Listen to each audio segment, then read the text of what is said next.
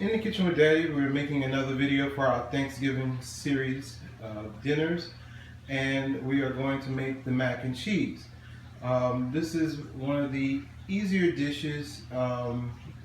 What makes this dish is the cheese.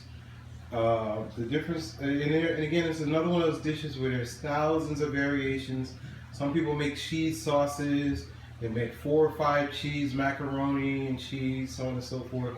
We're doing a basic version. We're not doing cheese sauce, but the important part is the cheese. Do not skip on the flavor of the cheese. Stay away from the cheaper brands. And you also want to make sure that there is cheese in every bite. So you want a lot of cheese. So the basic ingredients for the basic mac and cheese is, of course, your pasta, which is your elbows, evaporated milk, and then I like a combination of extra sharp and sharp cheese, and then eggs. So the first thing we need to do is to get our noodles cooking. This particular brand is a quick cook. Noodles cook in 3 minutes, and you want them to be just getting tender. So we're going to get the noodles boiling, and we'll be back. So we're going to get our elbows going. During one of the renovations, I added a pot filler, which is convenient for this type of situation where you need to create a large volume and you don't want to carry a heavy pot of water to the stove. So we're going to go ahead and add water to the pot.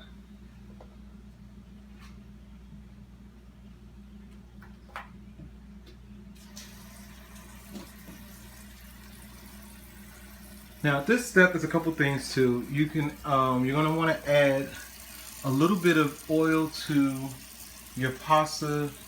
It's basically just a good practice. It keeps it from sticking together in the pot, so you'll end up with a big mash of whatever you're making.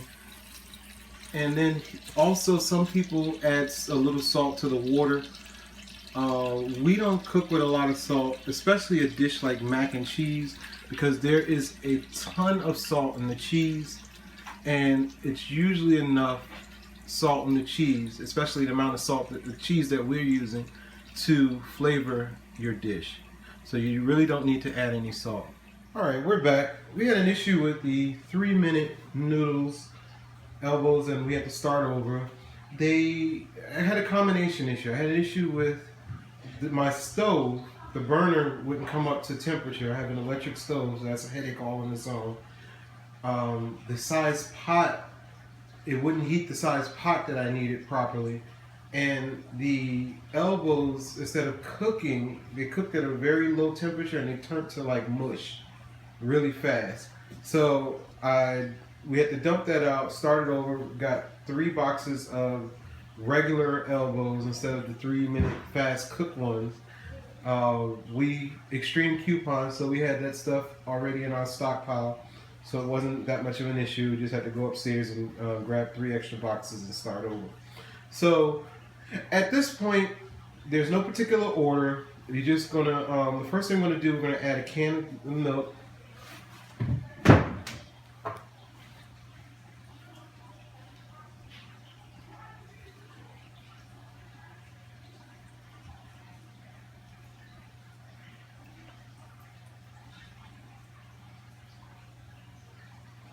We're going to add the eggs.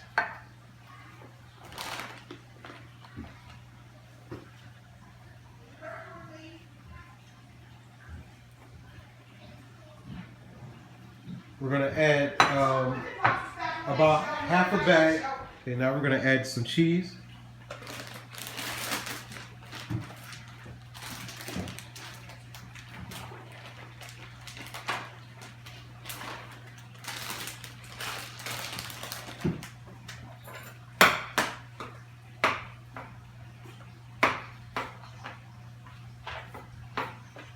When I'm making the mac and cheese, I do it with my hands. I do the mixing part with my hands, but I make the kids use the spoon for obvious reasons. Yes, one of the main things we do, you can't cook unless you have clean hands, antibacterial soap, so on and so forth. It's just that I feel more comfortable with them stirring with spoons. So I have this on with spoons, but this particular step, you can get the cheese really stirred in if you just basically just dive in and use your hand. So we're gonna get this cheese stirred in.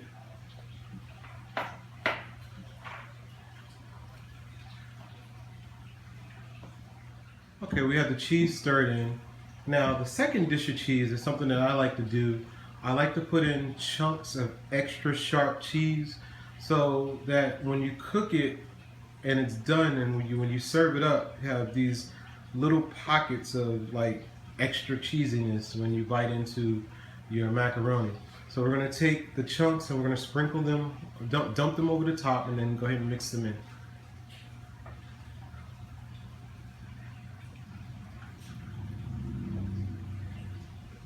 Just go ahead and dump the whole bowl in.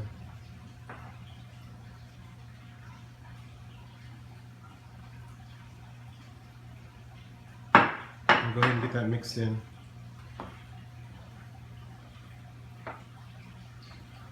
So we have all the ingredients mixed in. Now the last part, an important part, is for the first part of your baking, you want to wrap it in foil.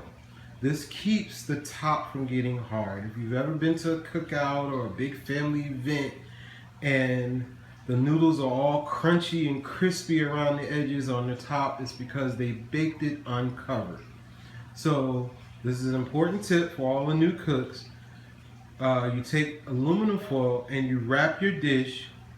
You put it in the oven for the first half an hour, 45 minutes, and then for the last 20 to 30 minutes of your cook time, you take the aluminum foil off just to brown the top. Okay, we're back. The mac and cheese is out of the oven. I can't wait to try it. It looks good, and we'll see you at dinner time.